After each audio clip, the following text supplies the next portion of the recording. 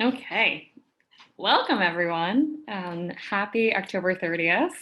My name is Adriana DeFazio. I'm one of the hosts of Weekly Dharma Gathering. Tonight we have the pleasure of having one of the founders and the curator of Weekly Dharma Gathering teaching for us tonight, Dr. Shanté Paradigm Smalls. They'll be leading a talk titled Grounding in the Body.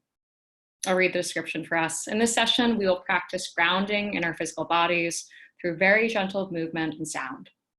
The point of these techniques is to remind us to continually dissolve the body-mind-heart split inherited and enforced in Western hegemony.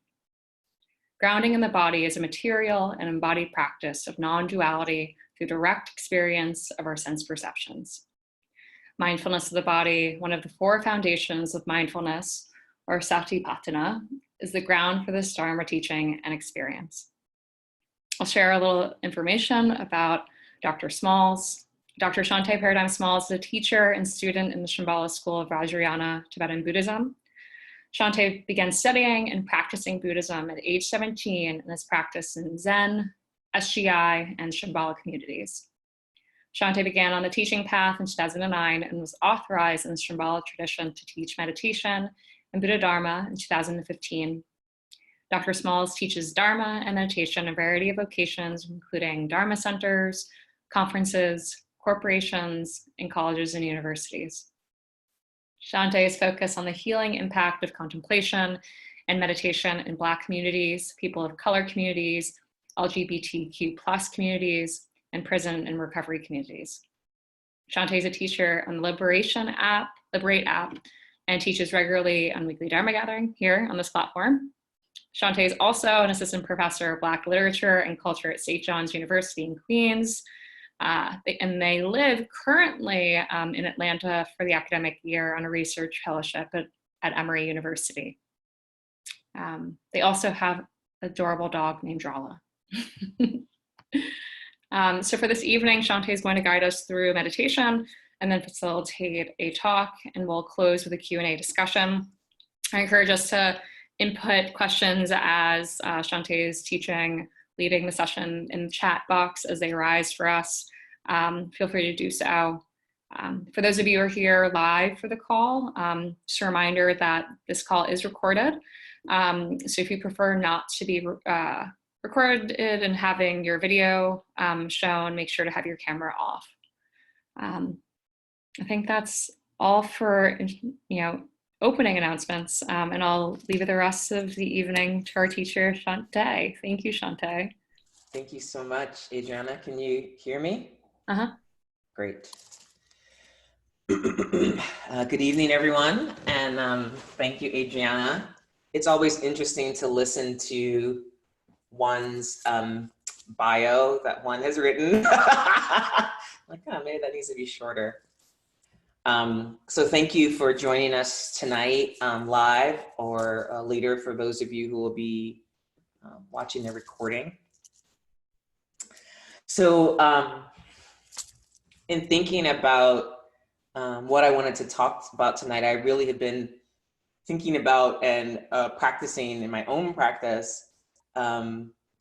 Really, it's been a long practice of coming into the body, both in my meditation Dharma practice, in my I have a I work with a somatic body worker. I've been working with her since 2004, and various body practices. I do yoga asana, and just learning to come more and more and more into the body every day that I'm on this planet.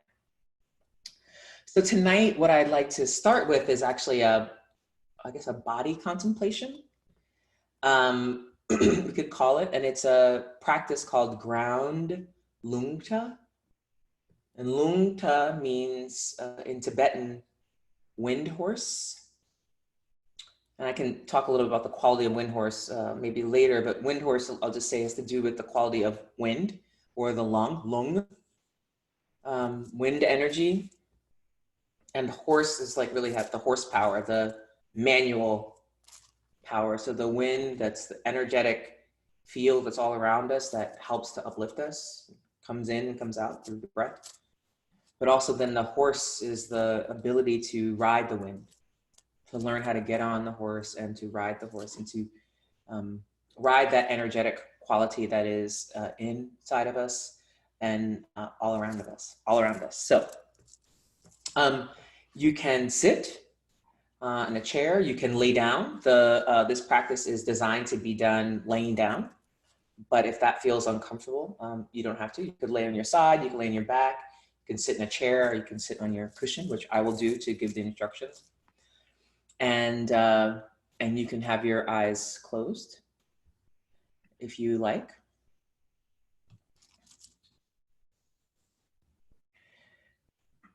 So lay down or sit down, relax. Coming into feeling your body, 360 degrees.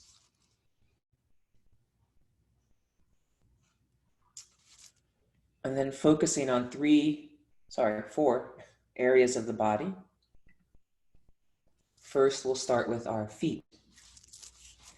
Bringing your awareness or your attention to your feet. Feeling the feet touching the ground, whether that's the heels, the heel, sole, and toe, the tops of the feet, the sides, feeling your feet, bringing your awareness to your feet. And then placing your mind, your mindfulness on your feet.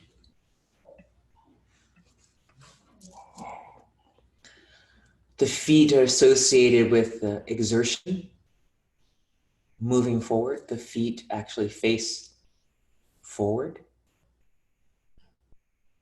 We can turn them other ways, but we actually, very few people can turn them backwards, but they face forward, typically.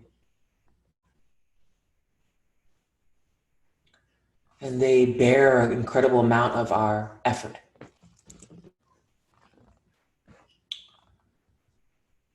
The feet are associated with the color orange, a warm, deep, rich orange, like those rare, gorgeous sunsets, a blazing orange, the depth of a fire.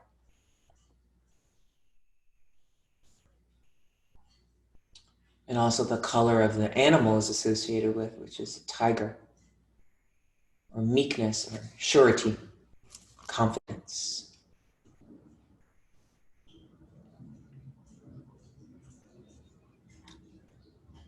Then begin to bring your awareness to the hara, or sort of legs through stomach, middle part of your body.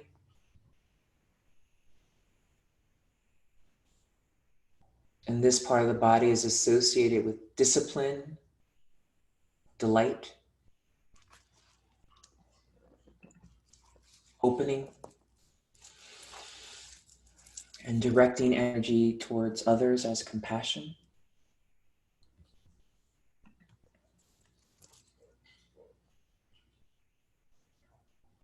Also our fire.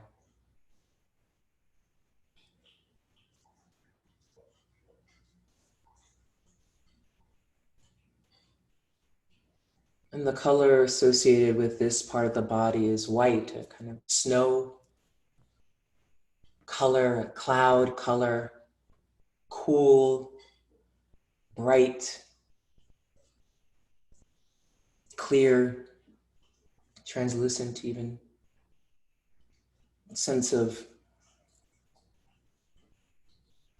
lightness, color of my shirt.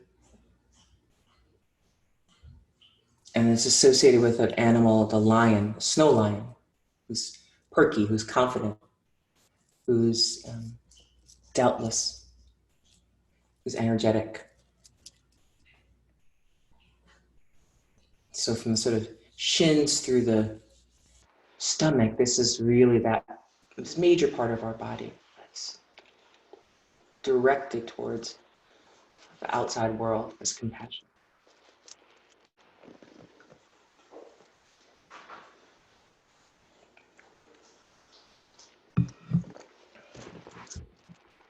And then bring your awareness to your chest and your arms. Chest, arms, hands, 360 degrees, elbows, inner and outer, shoulders, upper body here. And this is confidence, heart center. This is what confidence of equanimity, or the confidence of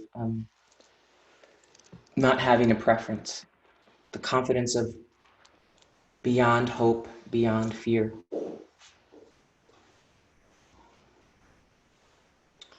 This is what attracts the dralas, or the energetic qualities in the universe. This is about nowness, embracing what is happening right now for you.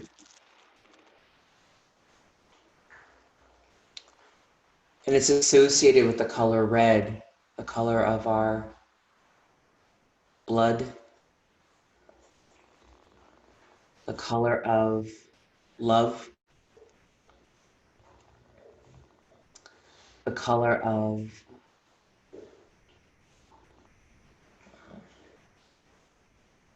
many beautiful things in nature, roses,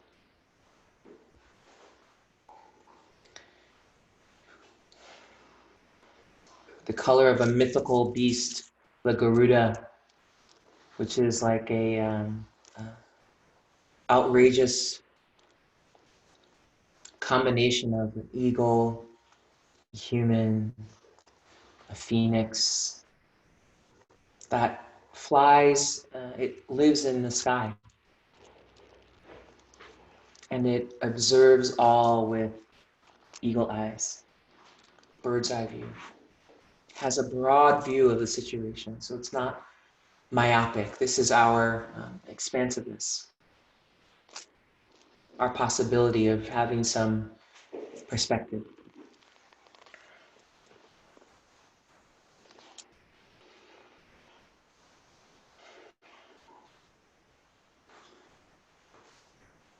And then we bring our awareness to our tops of our shoulders, our neck, throat, and head.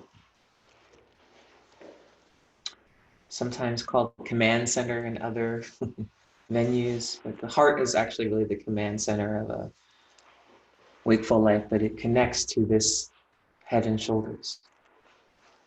The head balanced on the neck, the throat relaxed, soft, the back of the neck elongated. And this is associated with our highest wisdom, prajna. Not just knowing or knowledge or even know-how, but wisdom that sees beyond good and bad. Piercing wisdom, the wisdom of wakefulness, the wisdom that comes from practice, the wisdom that comes from non-duality. Prajna, one of the 6 paramitas.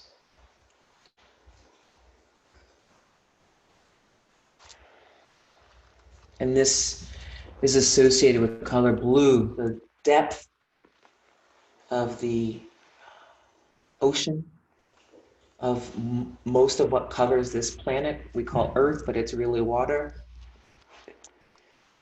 The depth of the universe, which is blue-black,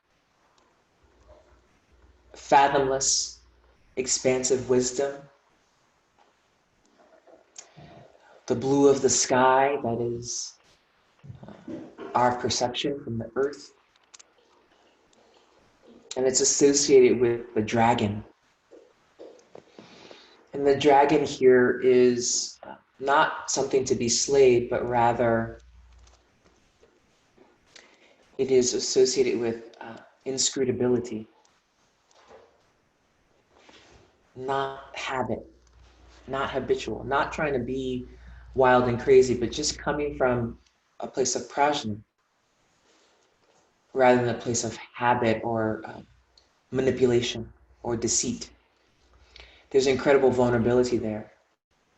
There's incredible possibility of being misunderstood or misinterpreted, and holding that without trying to explain or be um, everything to everyone.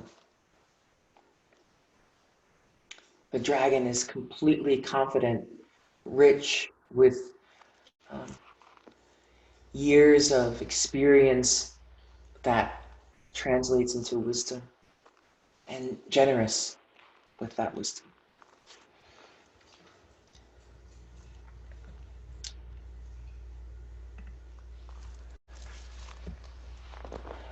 So as you're just feeling these areas of the body, I'm going to just walk us through again. And you can repeat after me, or you can say this in your mind. Within my body, I have this incredible confidence. Starting with our feet, contentment. Going to the hara part of our body, joy. Going to the arms and the chest, equanimity. Going to the head and shoulders, wisdom.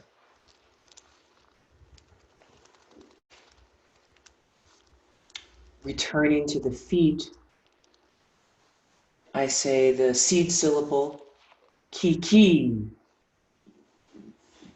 Coming to the hara, abdomen, so.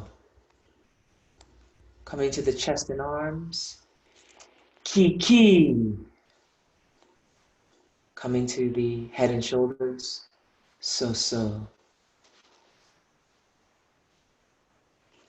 Ki and so are Tibetan seed syllables.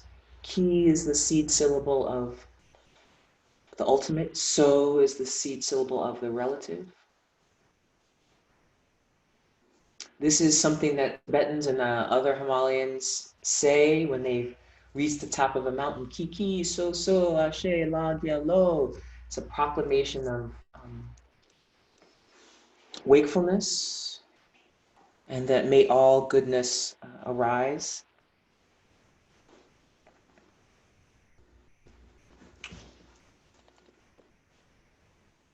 May all good forces be victorious is the literal translation of La Gyalo. So this is a proclamation of our wakefulness, you could say. Ki, so. And we bring them together at the heart level.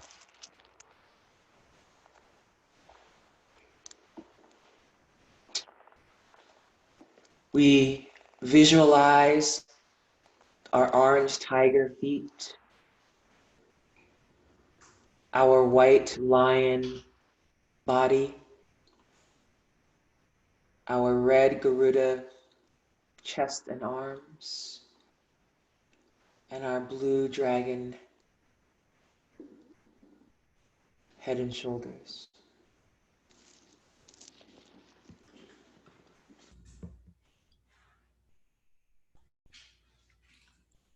Letting the visualization warm and comfort us, letting it infuse us with these qualities of contentment, joy, equanimity, and wisdom.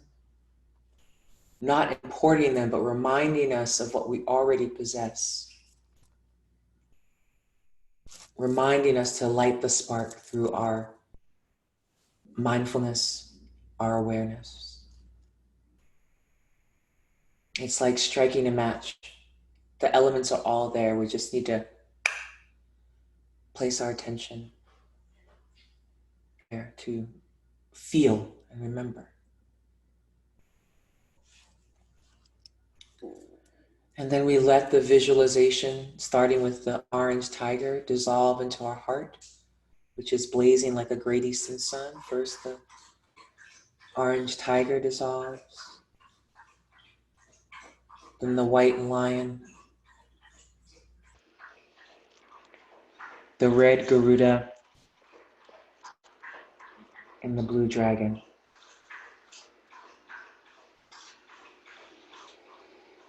We say Ashe La Gyalo to celebrate our reminder.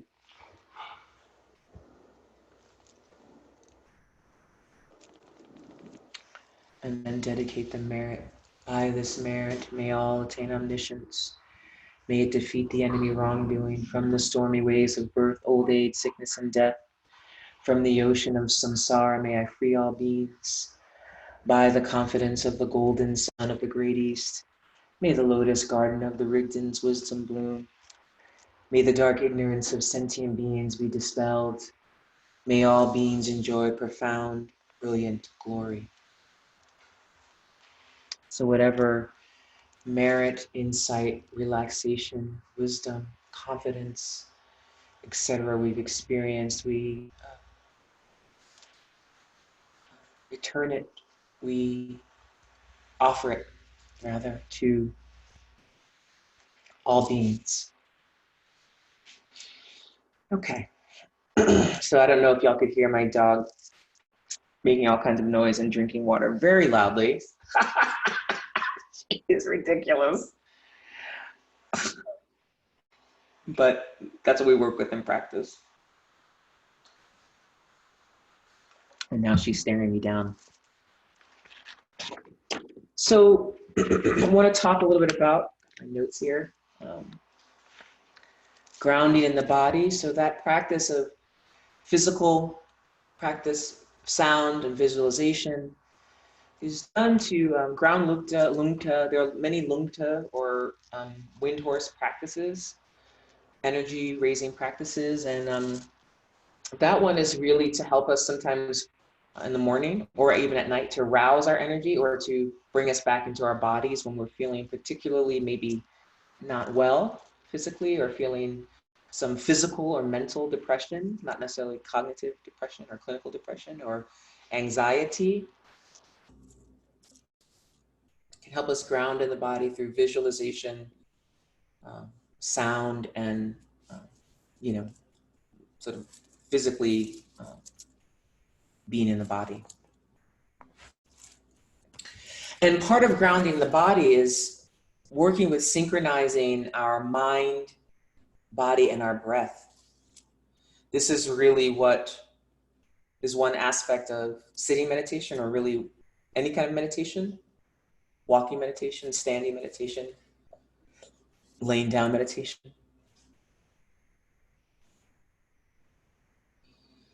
That we are able to come back to this body, our physical body, which is the vessel of our wakefulness. Many times I've noticed when, and this perhaps was also my misunderstanding and my path,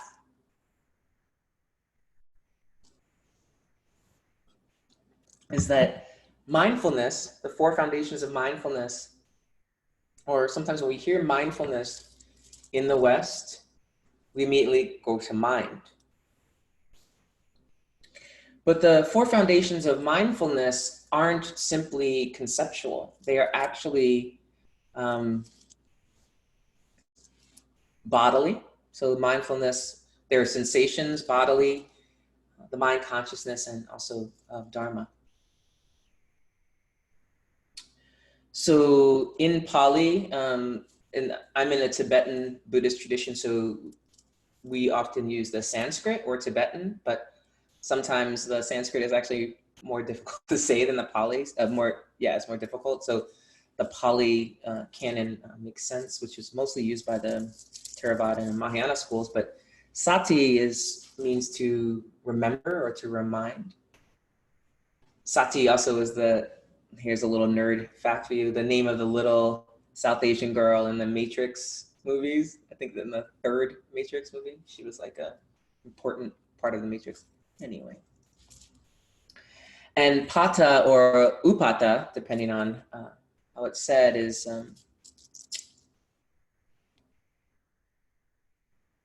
So the starting path or the cause.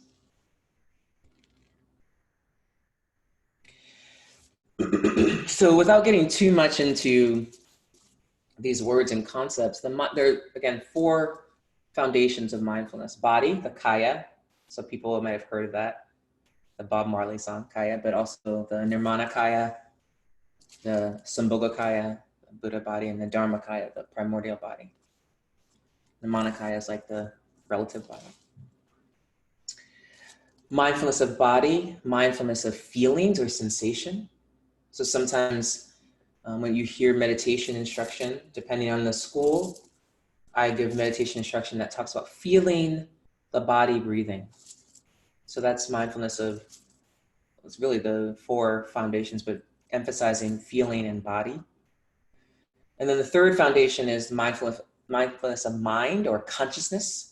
Consciousness is actually, I think, better than mind here. And then mindfulness of dharma or mental objects or truths or public records, which could really be the first 3. So I just want to read a little bit from the Satipatthana Sutra and then say a few things about it.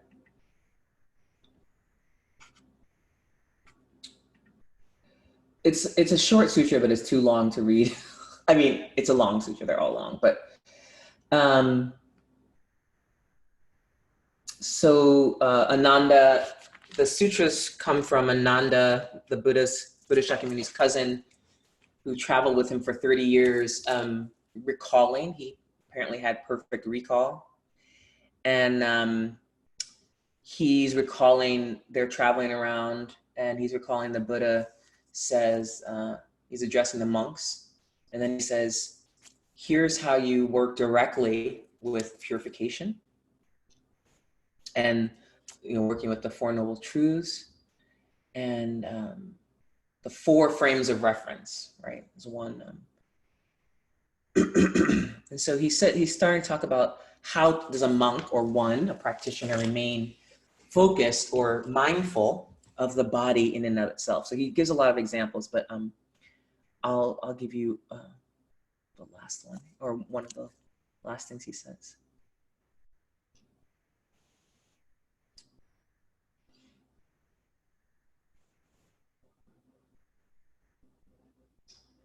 It's a little esoteric, so let me.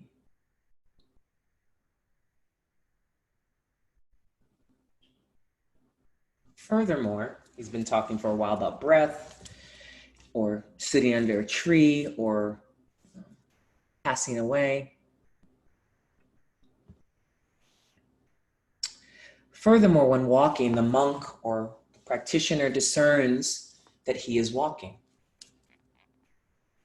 When standing, he discerns or pays attention to or feels he is standing. When sitting, he discerns that he is sitting. When lying down, he discerns that he is lying down. Or however his body is disposed, that is how he discerns it. So that the mind and the body are synchronized. In this way, Buddha Shakyamuni continues, he remains focused internally on the body in and of itself, or focused externally, unsustained by anything in the world. This is how a monk remains focused on the body in and of itself. Furthermore, when going forward and returning, he makes himself fully alert.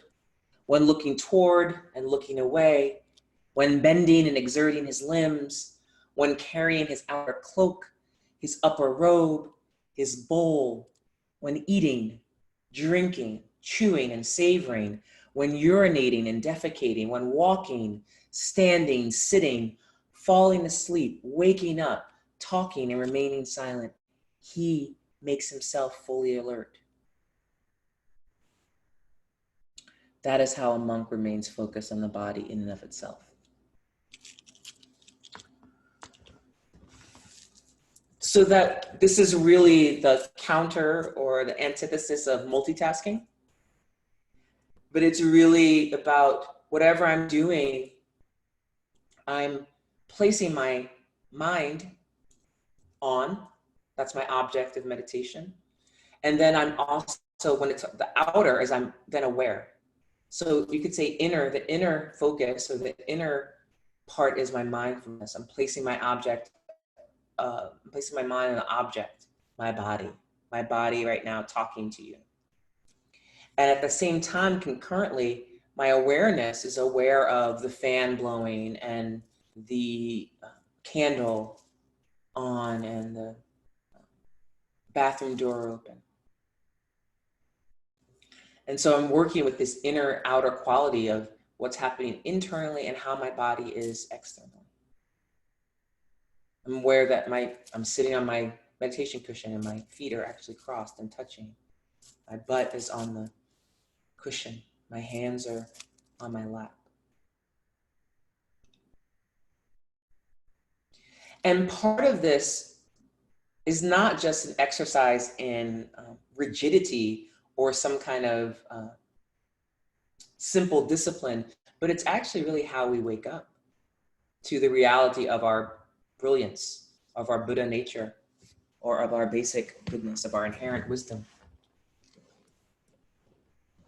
It's how we know what's going on with us. Instead of ignoring, I feel tired, or I feel awake, or I feel sick, or I feel agitated. Instead of ignoring that, repressing it, or trying to destroy that, we give it some attention. Without indulgence and without violence, or even will to change, but just acknowledging that it's happening. And sometimes that acknowledgement, that mindfulness of body, sometimes it'll fade away. And sometimes it gives us new information that we need to maybe act. Oh, I've been sitting too long, right? We have this inherent wisdom that gives us biochemical and biomechanical signals. Your foot falls asleep, or your body starts to ache in certain positions, or you feel nauseous when doing something. And so part of what has happened for many of us in the West is that we've, heard the saying mind over matter. So there's a synchronicity. And part of that has to do with the history of trying to optimize the human body. But I would argue that optimization is actually comes through synchronization, not through split. And there's no attaining Buddhahood, Bodhisattvahood, wakefulness without this body. And to be mindful of the body is not just mindful of the body by ourselves, but then mindful of the body in interaction with other beings' bodies. Being mindful of how other beings perceive this body, this relative body, this Nirmanakaya.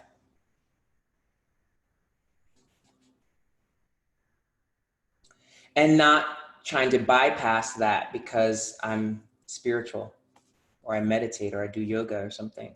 But understanding, just like this body urinates and defecates, eats, walks, talks, is silent, has sex, right? Bleeds, it is perceived. It has, form. It has melanin, a lot of it, right? I have a nose and eyes in the relative. And so how do I treat that body, When I have a cold, I don't say, oh, we're all one, and then go sneeze on people and infect them. If I did, I'd be a psycho, I address what's happening with the body. I'm mindful of my body. I care for my body. And at the same time, I recognize that because I'm not disassociated from the world, I recognize there are people who do not care for my body. Whether because that body is dark, or because it was assigned female at birth, or because it's, gender queer.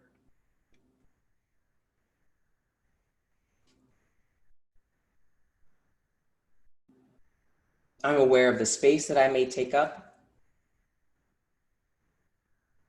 And so disavowing the body is a form of violence and a form of samsara. It's a form of staying in a hell realm mentally. It's a form of denying our wakeful qualities of this precious body, whatever its shape, size, weight, color is a tremendous gift and opportunity to practice waking up.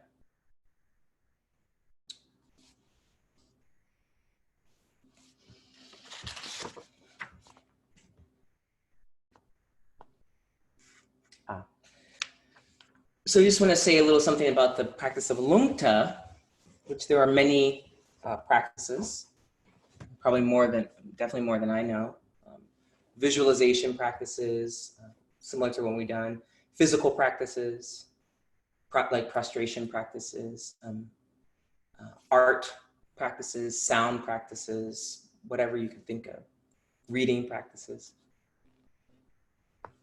But the fruition of a lungta practice, of a wind horse practice, is confidence.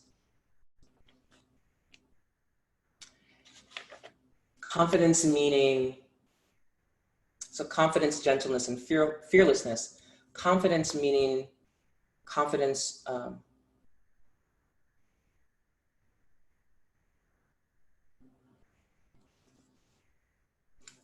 remembering your inherent wisdom, not being confused about who you are, not being afraid to be who you are. So it's not arrogance, it's not hubris, it's humility, meaning seeing yourself as you really are, not blowing yourself up, not denigrating yourself. So not in hope, right, over, and not in fear, small, but just the confidence, just like you know your name.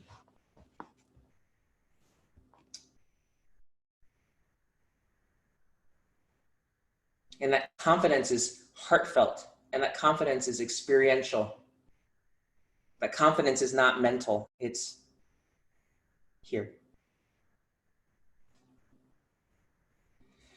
And then that confidence is balanced or shaped or integrated with a sense of gentleness. And gentleness here could be synonymous with kindness, but really with spaciousness.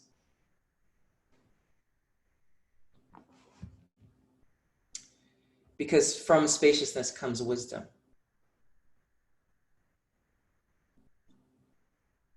And this spaciousness, without spaciousness, we can't wake up. That's the feminine principle, space. So that's this gentleness, right? This ability to be pliant,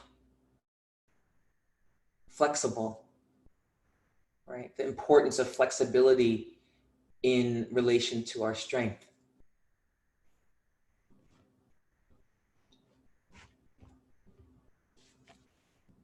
This is that prajna quality, the gentleness. And then when you put those things together, confidence, strength, and gentleness, space, you get fearlessness, warriorship, the actualization of the child of confidence and gentleness. And fearlessness is not without relative fear, but being courageous, being able to smile at fear, as Trungpa Rinpoche says, wrote.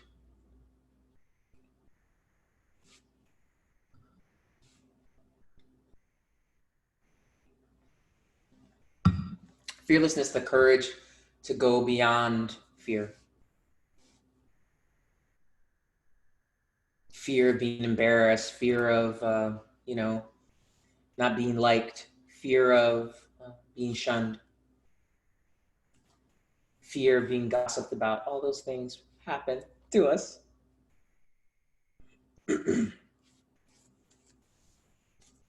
But we rely on the Lungta practice to constantly re-energize us and remind us of our inherent wakeful qualities.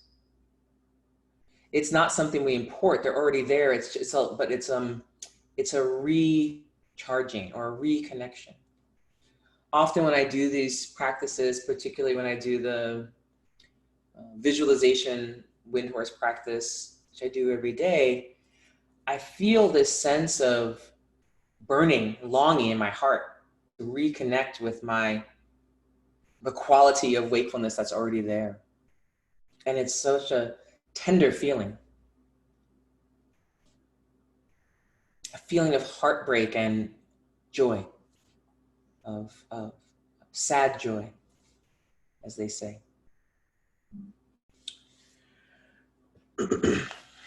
And finally, the person who is working with this quality of wind horse or lungta has this ziji, which is a Tibetan word for glorious, shining confidence. Isn't that awesome? And this is the glorious, shining confidence that comes from recognizing, remembering, and embodying our basic goodness or our inherent wisdom, our bodhicitta, our awakened heart, remembering our Buddha nature, or our, in secular terms, just our inherent sanity. That's always there. It's just, we forgot. We have spiritual dementia. I mean, I hope that's not offensive to say it like that, but we have some kind of real sense of, we don't even remember who we are and who we have been and who we will be. We have no clue, completely confused. And the practice and art and living of meditation, contemplation, study, community is about strengthening and recalling that unshakable confidence in our inherent sanity so that we can produce more sanity in the world for the world.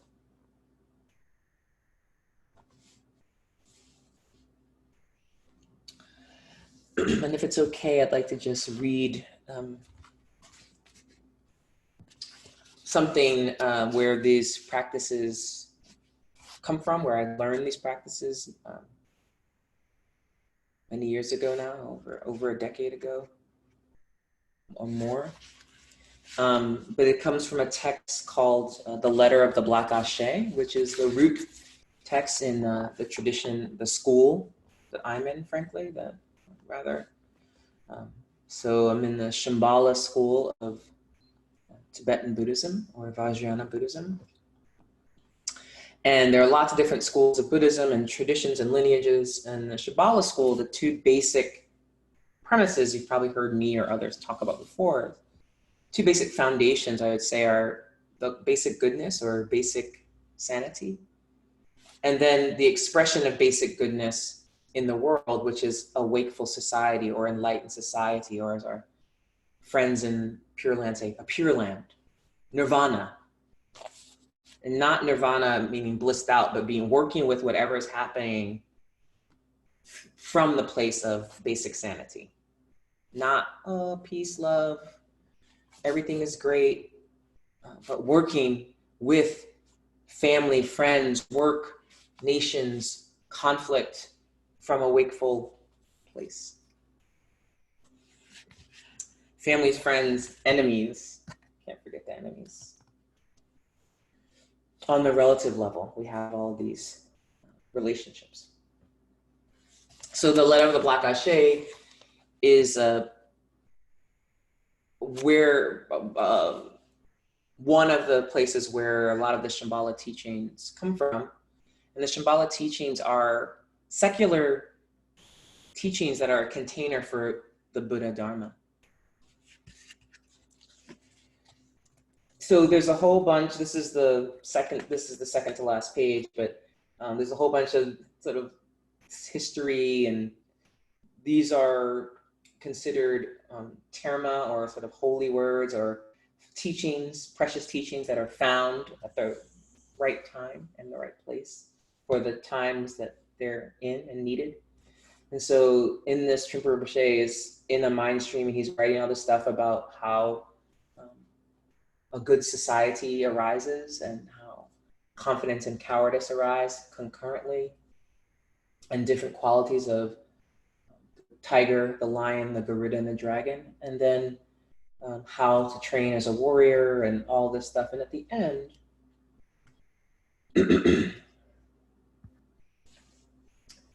so I don't think I'll cry because I read it earlier, but I may.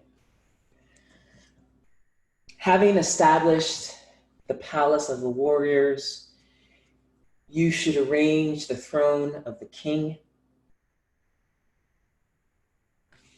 You should contemplate the great eastern sun and invite the imperial Rigdons as guests. With a joyful mind free from doubt, with a genuine mind of sadness, suddenly free from fixed mind, you gain the virtuous mark, the good wind horse. That virtuous mark of the good wind horse will spread in your body and mind, will spread in your body and blaze like fire. It will spread in your mind like swelling oceans.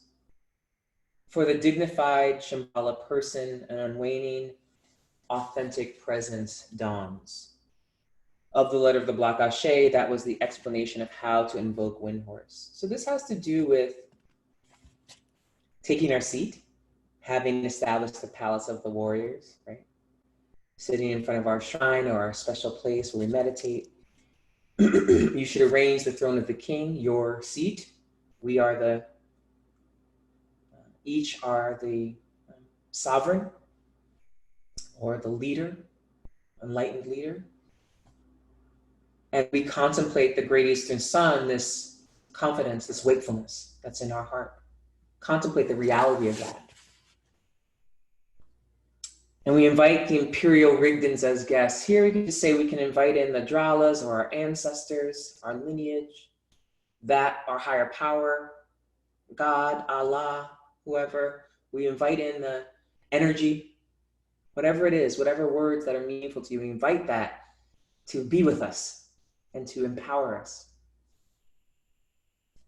And the mind is joyful because it's disciplined. So as they say, the paramita of discipline brings joy. So we've been practicing. So the mind is joyful when we contemplate, and it's free from doubt. We don't doubt the great eastern sun. We don't doubt our own confidence.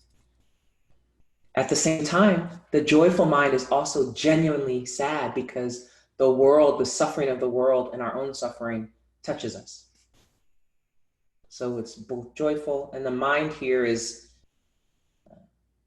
here. The Tibetans say that the heart is the seat of the mind. Okay. So this joyful, genuinely sad mind, free from doubt, suddenly we're free from duality. We're free from habit. We're free from fixation. We're free from worrying about me, me, me. We're free from fear. We gain the virtuous mark, that good wind horse. So we feel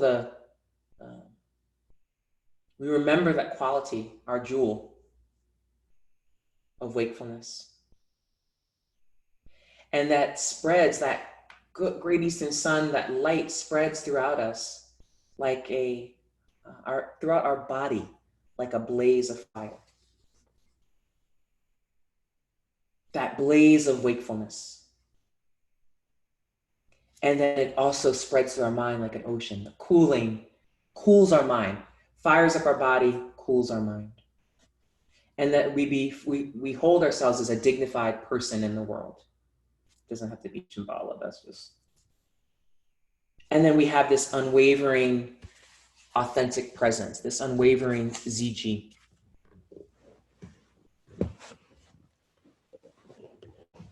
So we can do that lungta practice where we just imagine that wakeful quality turning on. Take our seat, we feel earth below us, heaven above, and we connect at the heart. And from that, we can operate in the world, be mindful of body. So I think that's what I'm going to say for now. So if there are any questions, I would love to attempt to answer them. Thank you.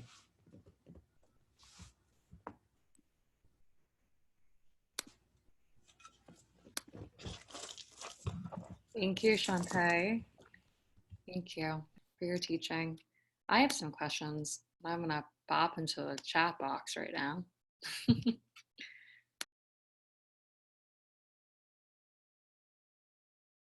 Okay. So I feel like I should know this. Can you please explain the difference between Nirmanakaya, Sambhogakaya, and the last one, Dharmakaya? Okay.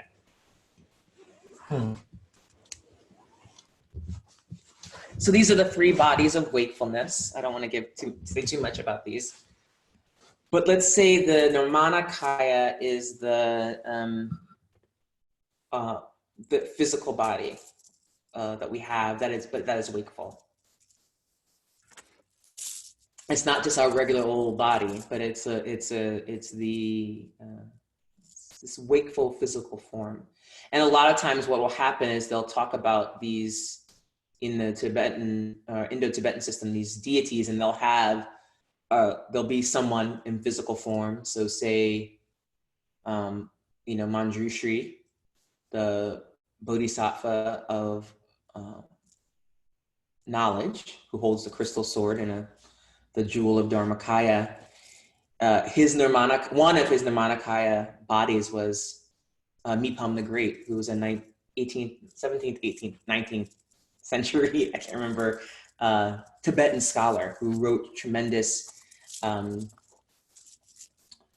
texts and studies. So that was his Nirmanakaya, just wakeful body. And then Sambhogakaya is the Buddha body. And then the Dharmakaya is the primordial body, the universal body of ultimate prajna, the body that's not a body. So the Sambhogakaya is like the Buddha or the Bodhisattva, right? Manjushri. The Dharmakaya is this, the energetic body. I think I got that right, but yeah, that's the three kayas. So secret, outer, sorry, let me reverse that. Nirmanakaya, outer, Dharmakaya, secret, Sambhogakaya, inner. Second question. I'm amazed how often I forget I have a body. And this is not a question. That usually means I'm good. Okay. Yeah, so I think the reason I wanted to talk about the body, is because there is a forgetfulness of the body, right? That's why we have I think the Buddha taught about the mindfulness of body as one of the four foundations of mindfulness, one of the four ways to overcome our habitual suffering. So there's a forgetting of the body, but then there's also I think in the West, in the white West, not the entire Western hemisphere, because also people living in the West have different histories of the body, and different, so, the Caribbean and South America and the US and Canada and aren't all the same. But the emphasis on the sort of Eurocentric West on mind over body, and the body just as like a tool of optimization or something that needs to be repressed because it's full of humors and bile and gross stuff, or something that's wicked, right? Whether it's from a scientific point of view, from a religious point of view, or from a philosophical point of view, the body in the West is always something to be tamed, and it's sort of an enemy. And sort of, in the East or the global South, whether that's the various countries and cultures and tribes in African continent, whether that's indigenous folks around the world, whether that's indigenous cultures in the East, I mean, it's the East. It's like, it's a globe. There's no, whatever. Anyway, but like what we call the East, that these places have different relationships to the body and different practices, lots of practices related to the body, practices related to transitions in the body, puberty, adulthood, whatever. And so that's natural. And I think what's happened partly because of Western hegemony and also partly because of modernization and industrialization, practices related to the body, unless they can be monetized, are seen as primitive. But the body is both primitive, primordial, and of the future. And so when there is, and many people have said this, but when there is disassociation from the body, of the body and mind, it produces violence, illness on one's own body, illness and disease, and mental illness and physical things like anxiety. But it also is easier for us to perform violence on other people because there's a disassociation. We just see people as we just see the body as in the way, or like a meat sack or something. And so it's important, particularly people who are on spiritual paths. A lot of times folks think they have to transcend the body, but those kind of ascetic practices aren't for everyone. And so even the Buddha, when he did all those practices and he mastered all those practices and he was living supposedly on a grain of sand, a grain of rice a day or something, he almost died. And, he had to be saved by I'm repressing her name. I was going to call him his wife's name, but I'm repressing her name. She came and saved him, and then later became one of his students by giving him rice milk. So these extremes of the forgetting the body, oh, we need to surpass the body, leads to things like spiritual bypassing, leads to things like people saying that there can't be racism, white supremacy, homo antagonism, queer antagonism, classism, ageism, fat phobia, whatever it is inside of Buddhist Sanghas, because we're all one. Well, we're not all one body. And so those kind of ways of thinking about the body, as the Buddhists, as we say, it all starts in the mind. And this idea that, white supremacy arose from a mind. Body-mind split arose from a mind. And then there was power, physical power put behind these kind of ideas in order to enforce them as natural. So I'm trying to remind us and remind myself of the importance of listening to the body. And in fact, one of the things I wanted to say that your non-question is reminding me of is that I've been really, for the last maybe year and a half, 2 years, trying to really practice syncing my body with the seasons. So instead of go, go, go all the time, it's like, I have different energy now in the fall than I do in the summer, and trying to really work with that rather than working at the speed of capitalism. It's very hard, actually, because this is a very busy time for my work as a professor. October, for some reason, is insane. And always October and April. And, but my body is like, you can't operate that at the level. And now that I'm a middle-aged person, I just don't have the same frenetic energy I had at 22 now that I'm 44. I have a lot of energy, but I don't want to spend it the same way I used to. I used to, I remember when I first moved back to New York City after college, and I was working downtown at Wall Street at a law firm, and I would, I can't believe I ever did this. I would go out, I'd go to work, on Monday nights, go out to my favorite spot, Bardot, which is no longer around, but I think there's a documentary coming around. This was the spot. Bardot was everything in the early 2000s. And I would go to Bardot and stay out till 2 o'clock, 3 o'clock, 4 o'clock in the morning, go with my friend to the Waverly Diner. I don't even know if that's still around in the West Village. and then go right to work, or go home, take a shower, go to work. The thought of trying to do that now makes me so sleepy. And even then I couldn't really do it, but I just went on like, it was, and then I would go to work and I would go to the gym at noon, you know? So there was some kind of real disassociation of the body. And I was actually practicing meditation at that point, but really from a place of optimization, really from a place of um, violence to myself. Any other questions?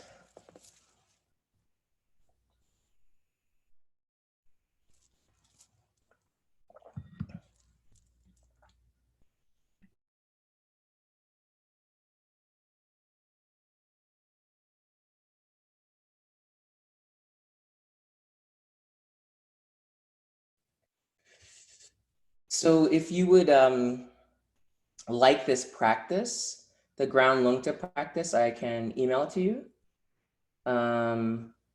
Actually, maybe I can, I'll email it. I'll have it sent out. WDG will send it out to people who registered. They'll do it that way instead of trying to put it in the chat box.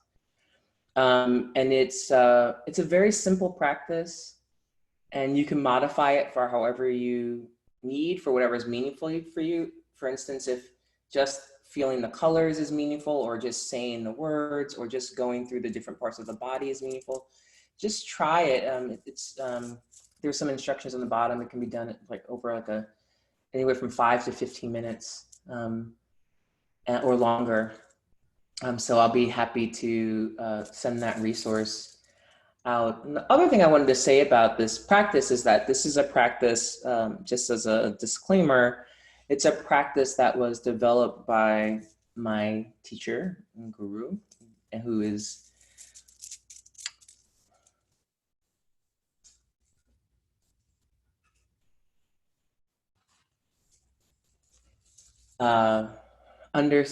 has done some damage and harm to um, uh, sexual harm to women, and physical harm to women and men.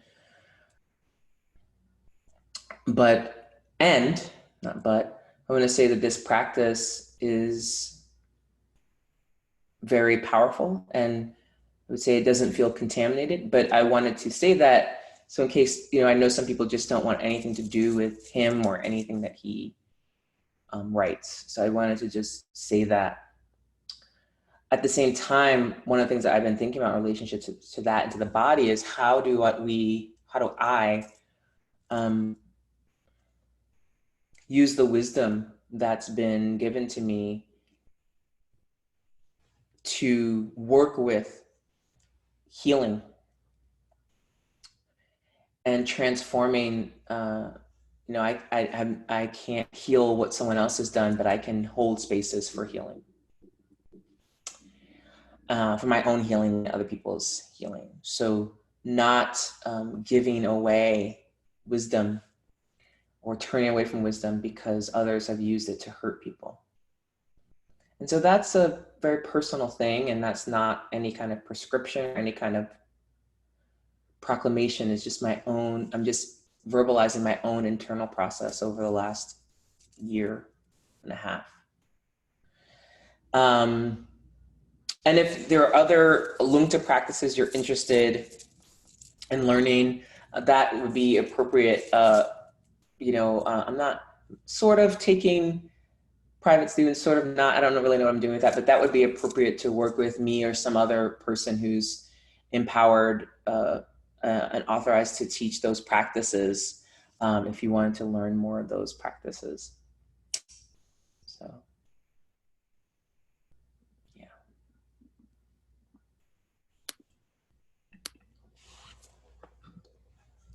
All right, Shanté, thank you so much for leading tonight. Yeah, yeah, I feel like I definitely needed to hear that for myself through my own practice. So for those of you who are online tonight, this recorded session will be posted within 48 hours onto Weekly Dharma Gathering on the website. And then I just wanted to share that next week, November 6th, Caverly Morgan will be joining us for The Absolute is the Relative, Touching Race, Injustice, and Love. For those of you who don't know, we just started and are sharing a 7-day free trial for our subscription platform. So if you're not already a subscriber and are just watching this individual Dharma gathering on its own, we encourage you to sign up for the 7-day trial. I also think it's great because then you can sign up for it on a Wednesday and see 2 live Dharma gatherings during that week as well, if you time it correctly. But yeah, we have a bunch of really great and exciting new developments over the next few months into 2020 for the platform, including new content, new structure of what really weekly Dharma gathering is going to grow into. So really encourage any feedback. I want to make sure that this platform remains super accessible to anyone. So our 25% discounts on individual talks and subscription packages are always available, no questions asked. Just simply using the 25 off OFF and 25 off OFFS for the subscription package. So if you're watching this and you have a friend that wants to, watch a Dharma gathering or sign up for a subscription package, feel free to share that with them. Yeah, awesome. So I think, Shanté, do you have any last words before we close? I see your beautiful icon.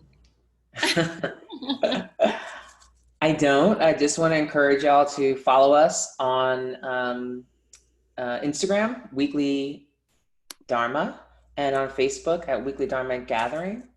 Tell your friends, tell your family, and the subscriptions are pretty reasonable, $25 for a monthly subscription or $250 for a yearly subscription. And I'm sure we could work something out of a payment plan if you don't have $250 to give up. You could talk to Adriana about that. But yeah, we just really want this platform to be as accessible as possible. We're working on ways to make it more accessible financially for people. And we just are so grateful for the people who join us every week and who subscribe and who sign up. And we're looking forward to doing more. And just the team, Adriana and Ashley and Alex, are so incredible. I feel really fortunate that they work on this project. So thank you. We have our fearless leader, Dr. Smalls, leading the way. So yeah, thank you everyone. And we'll see you next week for Caverly. Awesome. Thanks, Sheena. Shanté.